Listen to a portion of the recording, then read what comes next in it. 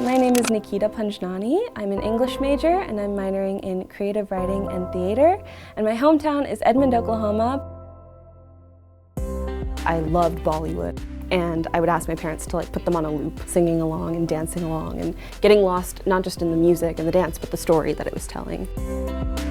That was my dream, was I want to be on that stage, telling a story, exploring music. There were things that I loved, and then there were things that I loved to study.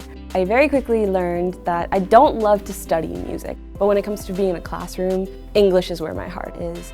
These are my people. I learned about the Santa Clara Review, learned that it was a student-edited literary magazine. I had never even consciously thought of a literary magazine before coming to college. I've had opportunities to become an editor and an assistant and now the editor-in-chief. It feels like a dream. I feel so fortunate to be in a department where professors are so supportive and warm and collaborative with their students.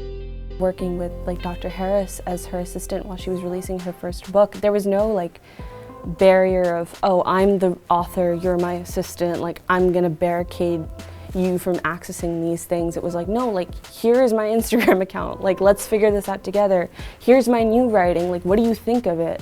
For a professor, a published professional author, to be humble and kind enough to share that with me and to trust me with her work, that blew my mind.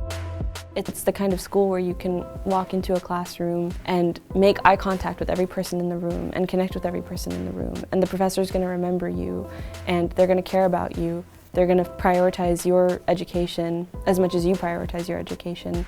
I love walking around and knowing that I belong to this wonderful community filled with so many brilliant people.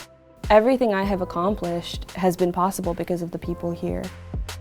I'm currently working on my honors thesis, which is a songwriting project, which has been really, really cool. I would love to actually dedicate time to seriously pursuing songwriting and performing and make that a career.